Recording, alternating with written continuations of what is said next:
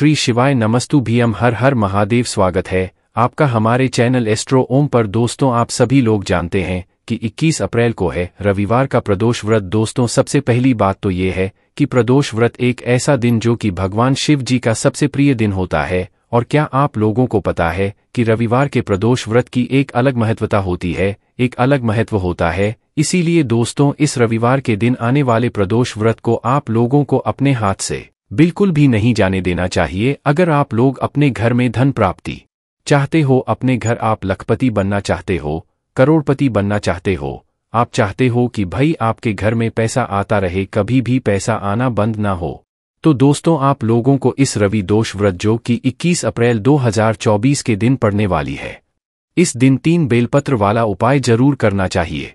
क्योंकि दोस्तों ये उपाय बहुत सारे लोगों को तो पता ही नहीं है, बल्कि इस उपाय को पंडित जी ने अपनी एक शिव महापुराण कथा में बताया हुआ है। क्योंकि दोस्तों इस वाले उपाय को ज्यादा लोगों ने किया नहीं है, इसीलिए जो भी लोग इस 3 बेलपत्र वाले उपाय को इस रवि प्रदूषण व्रत के दिन करेंगे, सीधी सी बात है भाई उस उपाय का जो फल है वो आप लोगों को बहुत ही जल्दी मिलेगा और बहुत बड़ा होकर मिलेगा। क्योंकि इस उपाय के बारे में ज्यादा लोगों को पता नहीं है, इसीलिए आप लोगों को ये 3 बेलपत्र वाला उपाय जरूर करना है। आप लोग टेंशन बिल्कुल मत लेना, अगर 3 बेलपत्र नहीं भी मिले ना तो भी हम आपको बताएंगे कि आपको 3 बेलपत्र कहाँ से बहुत आसानी से मिल जाएगी और आप इस वाले उपाय को कैसे कर सकते हो। देखो उससे पहले हम आपको ये बात भी बता दें, अगर आपके घर में कोई ऐसा है जिसका व्यापार बिजनेस नहीं चल रहा है, के पास पैसा नहीं आ रहा है या घर में पैसा बिल्कुल भी नहीं आ रहा है, ना घर में मतलब माता लक्ष्मी जी आपसे प्रसन्न ही नहीं है, तो भाई आप लोगों को ये वाला उपाय जरूर करना चाहिए। तो चलो दोस्तों जानते हैं इस वाले उपाय को आखिर करना किसको है, किस समय करना है, कहाँ पे करना है और कैसे करना है। सबसे पहले चीज दोस्तों हम लोग यही समझते हैं कि इस वाले उपाय को आखिर करना किसको है। तो देखो इस 3 बेलपत्र वाले उपाय को इस रवि प्रदोष व्रत के दिन आप लोगों को किसको करना है। घर की जो बड़ी माताएं बहनें होती हैं, उन माताओं बहनों में से किसी भी एक माता बहन को इस वाले उपाय को करना है। अगर किसी कारणवश घर में माताएं बहनें इस उपाय को ना कर पा रही हों या वो उपस्थित ना हो, तो भाई घर का जो बड़ा पुरुष हो है ना, जिसकी वजह से आपके घर में पैसा आता हो, तो भाई वह व्यक्ति भी इस वाले उपाय को 3 बेलपत्र वाले उपाय को इस रवि प्रदूषण व्रत के दिन कर सकता है। ठीक है, इस बात का आप लोगों को ध्यान रखना है। उसके बाद में दोस्तों अब बात करते हैं कि इस 3 बेलपत्र वाले उपाय को आखिर हमें करना किस समय है। सुबह के समय करना है कि शाम के समय करना है। तो देखो आप सभी लोग जानते हो प्रदोष व्रत जो होता है ये भगवान शिव जी का सबसे प्रिय दिन होता है और इस दिन का एक समय भी होता है जो कि शाम का समय होता है, मतलब प्रदोष काल का समय होता है, जो कि शाम के 6 बजे से लेकर 7 बजे के बीच या 7 बजे से लेकर 8 बजे के बीच का समय होता है। इस बीच का समय प्रदोष व्यक्त करने का भगवान शिव जी का बहुत ही प्रिय होता है। तो मुख्य रूप से अगर आप पूछो कि भाई इस उपाय को हमें किस समय करना चाहिए, तो हम कहेंगे भाई सुबह के समय नहीं करना चाहिए, आपको करना चाहिए शाम के समय प्रदोष काल में। ठीक है, अगर कोई व्यक्ति शाम के समय प्रदोष काल में इस 3 बेलपत्र वाले उपाय को ना कर पा रहा हो, भाई उसे कहीं पर जाना हो, कोई काम हो, तो भाई वह व्यक्ति इस उपाय को सुबह सकता है।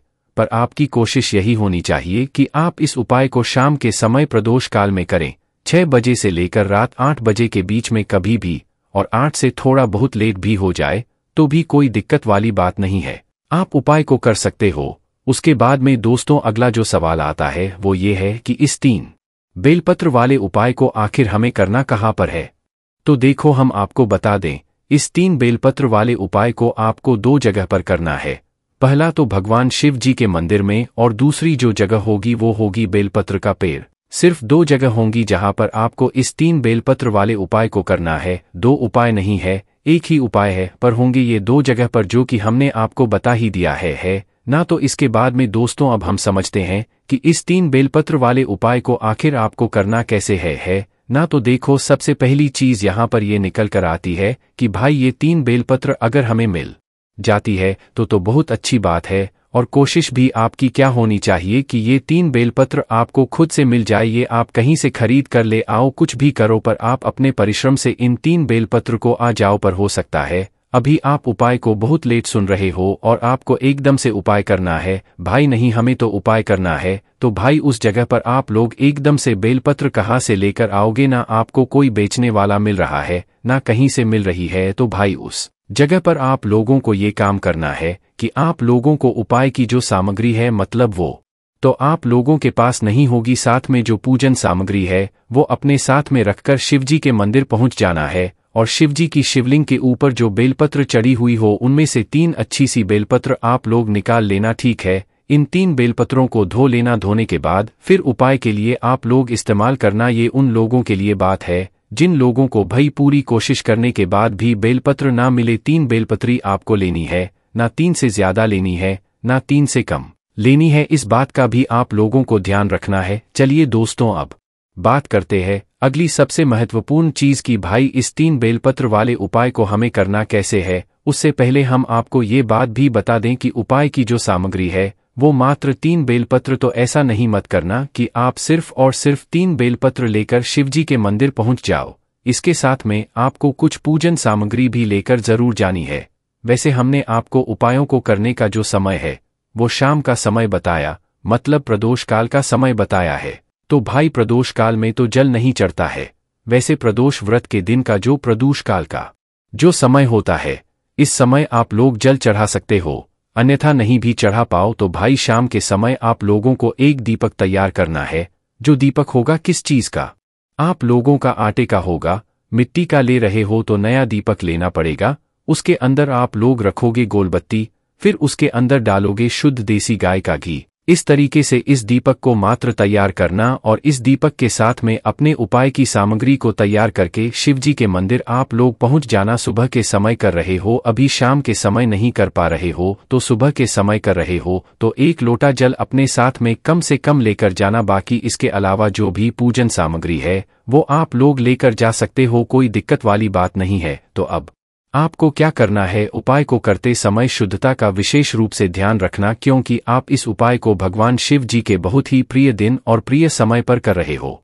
तो आपको मात्र उपाय की सामग्री लेकर और जो दीपक है वो मतलब पूजन के लिए वो लेकर भगवान शिवजी के मंदिर में पहुंच जाना। पहले शिवजी के मंदिर में ही जाना है जो आपके घर के पास में हो। शिवजी के मंदिर में जैसे ही प्रवेश करते हो सबसे पहले भगवान शिव जी के दर्शन करना है।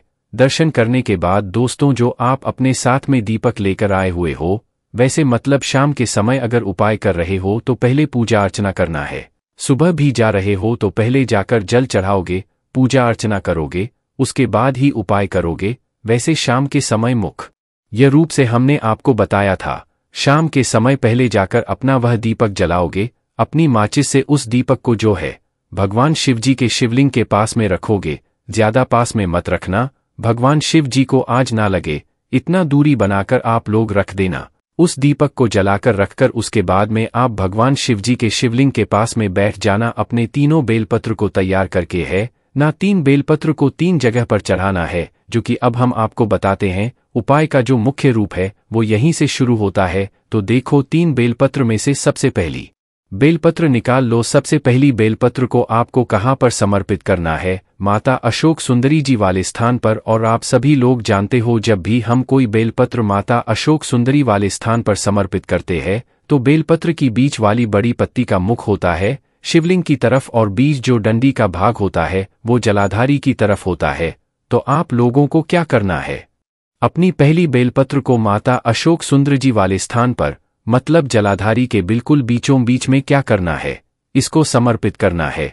बीच वाली बड़ी पत्ती का मुख जो है शिवलिंग की तरफ होना चाहिए और डंडी का भाग जलाधारी की तरफ होना चाहिए, जहां से जल बहता है और नीचे गिरता है। इस तरीके से आपको अपनी पहली बेलपत्र माता अशोक सुंदर जी वाले स्थान पर समर्पित कर देनी है। अगर आपको स्थान का पता ना चले तो आप वहीं पर किसी से पूछ लीजिएगा कि माता अशोक चंद्र जी का स्थान कहाँ पर है।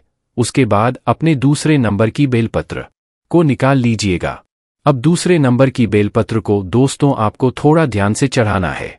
आप लोगों ने देखा होगा शिवलिंग होती है, शिवलिंग के ऊपर शिव एक जलपात्र टंगा हुआ होता है जिसके अंदर शिवजी की 5 पेटियों का स्थान होता है, जया, विशरा, शामली, बारी, दौतली और देव। तो इस दूसरे नंबर की जो बेलपत्र है इसको आपको जो है उस पात्र से स्पर्श कराना है और शिवजी की 5 पेटियों का नाम लेना है। स्पर्श कहने का मतलब है अपने दूसरे नंबर की बेलपत्र को उस ऊपर टंगे हुए पात्र में या लोटे में, जो भी मतलब पात्र टंगा हुआ है, शिवलिंग के ऊपर उसे छुआना के बाद जो है मतलब छुआते हुए आपको शिवजी की 5 पेटियों का नाम लेना है। जया, विशरा, शामली, बारी, दौतली और देव। और किसी कारणवश भाई वो जो पात्र है वो ना टंगा हुआ हो तो भी कोई दिक्कत वाली बात नहीं है। आप उस दूसरे नंबर की बेलपत्र को अपने हाथ में लेकर शिवजी की 5 पेटियों के नाम का स्मरण कर लेना। जया, विशरा, शामली, बारी, दौतली और देव है ना। स्मरण करने के बाद इस बेलपत्र को क्या करना है, आप लोगों को भगवान शिवजी की शिवलिंग के ऊपर चढ़ाना है। कैसे चढ़ाना है?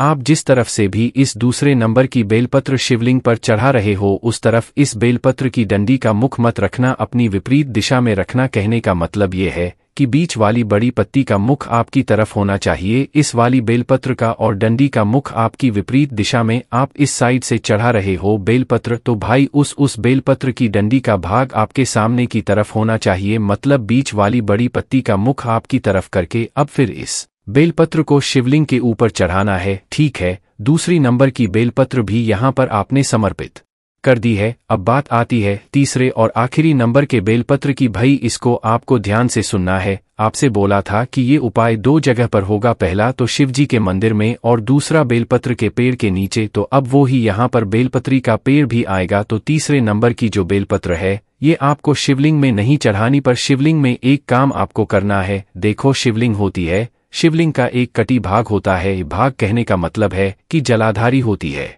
जलाधारी पर जिस जगह पर जो शिवलिंग रखा हुआ होता है, जो कोलमगुल भाग होता है, जो शिवलिंग का ही भाग होता है ना, जहां पर शिवलिंग रखा हुआ होता है जलाधारी के ऊपर, तो भाई उस कटी भाग पर आपको मात्र इस तीसरे नंबर के बेलपत्र को स्पर्श क्या कराना है?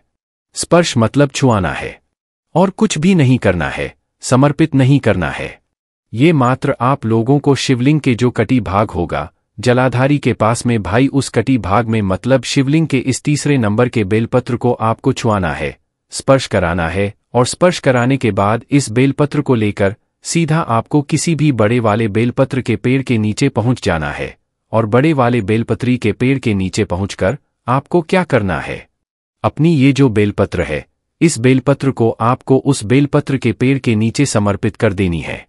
पर यहां पर भी ध्यान में वाली बात यह है कि इस बेलपत्र की डंडी का मुख कहां पर होना चाहिए? बेलपत्र के पेड़ की तरफ, इस बात का ध्यान रखना। बेलपत्री के पेड़ की तरफ इस बेलपत्र की डंडी का मुख करके आप समर्पित कर देना और भगवान से आप अपने घर में धन प्राप्ति के लिए प्रार्थना कर लेना। तीसरे नंबर की बेलपत्र को समर्पित करने के बाद विशेष रूप से आप लोग अपने घर में धन प्राप्ति के लिए प्रार्थना करना और भगवान से प्रार्थना करना कि आपके घर में कभी भी धन की, पैसों की कमी ना आए और हमेशा आपके घर में धन बढ़ता ही चला जाए। बाकी दोस्तों, इस उपाय करने में अगर आपको कोई भी दिक्कत समस्या आती है तो कमेंट करके पूछ सकते हैं। श्री शिवाय नमस्तु भीम, हर हर महादेव।